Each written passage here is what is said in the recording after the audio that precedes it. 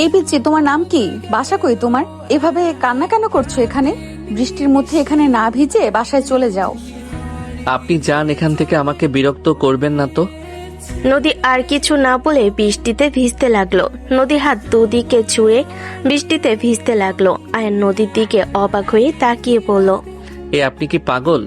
রাত 10টায় কে এইভাবে বৃষ্টিতে ভিজে কেউ? আমাকে এত জ্ঞান দিচ্ছিলেন, এখন তো নিজেই বৃষ্টিতে ভিজছেন। নদী আয়নের কথা শুনে আয়নের পাশে বসে বলল, এইটা আমার কাছে আনন্দের।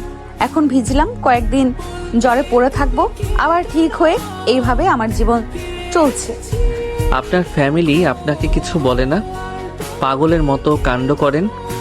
না, আমি কারো কথা শুনি না, আমি আমার মতো করে চলি। বাট তুমি এখানে এভাবে কান্না কেন করছো? এমনি। বলো কি হয়েছে শুনি। শোনো, কথা বুকের ভেতরে জমা রাখলে কষ্ট পাবে, তার থেকে প্রকাশ করে দাও। এতটুকু ছেলে এত কষ্ট নিয়ে থাকার দরকার নেই। বলো আমাকে, আমি তাও তোমার কথা শুনতে চাচ্ছি। আমার তো কাউকে নিজের মনের কথা বলারও মানুষ নাই। কেন, আপনার বাসায় কেউ নাই? আচ্ছা, বাট কারোর সাথে আমার পড়ে না। ও, এখন বলো কেন এভাবে ভিজছো? ফ্যামিলিগত সমস্যা। ওসব জায়গায় ফ্যামিলিগত সমস্যা? তা এই বয়সে তো খেলাধুলা পড়াশোনা করার বয়স, এই বয়সে ফ্যামিলিগত আবার কি সমস্যা হইল? যার দুনিয়াতে মা বাবা থাকে না, তার লাইফে আবার পড়াশোনা খেলাধুলা? ও সরি। মরে যায় নাই? তাহলে? বেঁচে আছে 2জন, কিন্তু গরিবের জীবন। বাবা 2টা বিয়ে করেছে, সৎ ভাই বোন আছে। আমি আমার সাধ্য মতো সৎ মায়ের কাছে সংসার খরচ দেই, তারপরও আমার সৎ মা সবসময় ঝামেলা করে। আব্বু তার বউয়ের কথা শুনে আমার উপরে অত্যাচার চালায়।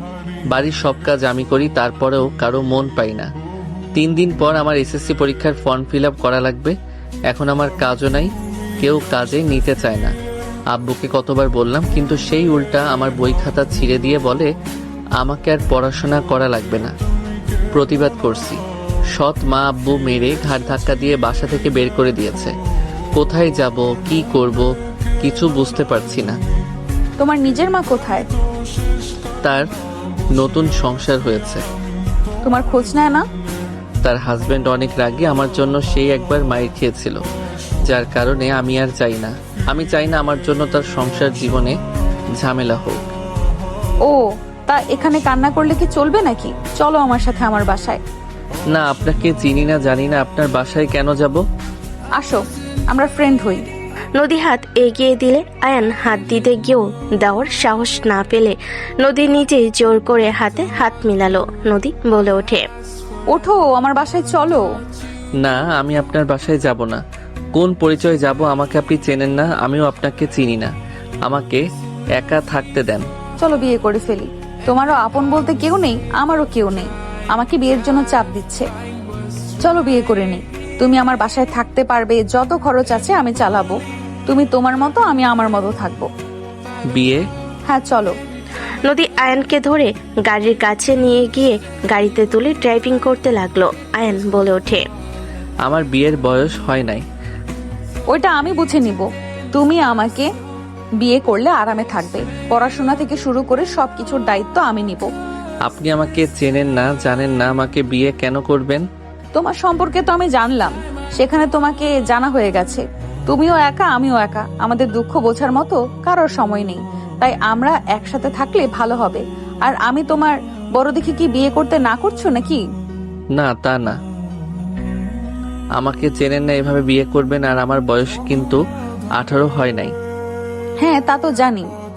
এসএসসি দিবে, কত আর হবে? 15 বা 16? ও 16? আচ্ছা, আমার 20। ও আচ্ছা, 4 বছরের বড়।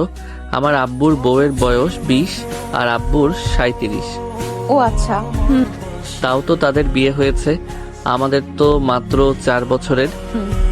নদী আয়ান কথা বলতে লাগলো। নদী ভুয়া জন্ম নিবন্ধন বানানোর জন্য ওর বন্ধুদের সাহায্য নিল। নদী তোয়ালে বের করে বলল, মাথা মুছে নাও। আপনি আগে মুছে নেন, আমার বৃষ্টিতে ভেজার অভ্যাস আছে। আমারও আছে, নাও মুছে নাও পিচ্চি মানুষ। আয়ান নিজের মাথা মুছতে লাগলো। নদীর দিকে এগিয়ে দিল। নদী চুল খুলে দিলে আয়ান অবাক হয়ে তাকালো। নদীর চুলগুলো একদম পায়ের কাছে এসে পড়লো। নদী এক হাত দিয়ে চুল মুছতে লাগলো। আয়ান বলল, মাশাল্লাহ, আপনার চুল অনেক সুন্দর। আমি আপনাকে মুছে দেই, আপনি ড্রাইভ করেন। এভাবে অ্যাক্সিডেন্ট হবে। ধন্যবাদ। আয়ান নদীর চুল আলতো করে মুছে দিতে লাগলো। নদী সোজা ওর বন্ধুর দেওয়া ঠিকানায় চলে গেল। জন্ম নিবন্ধন নিয়ে ওর বন্ধুকে তুলে নিয়ে কাজী অফিসে গিয়ে আয়ানকে বিয়ে করে নিল। নদীর বন্ধু বলল, হুট করে এই পিচ্চিকে কেন বিয়ে করলি? তুই তো নাকি জীবনে বিয়ে করবি না। জীবনে বিয়ে তো করা লাগবেই, আর যে প্যারা দিচ্ছে তাই বিয়ে করে নিলাম। তাই বলে তোর থেকে কম বয়সের ছেলেকে বিয়ে করবি? পিচ্ছি হলেও যথেষ্ট বুদ্ধি আছে, নিজের মতো করে গড়িয়ে নেওয়া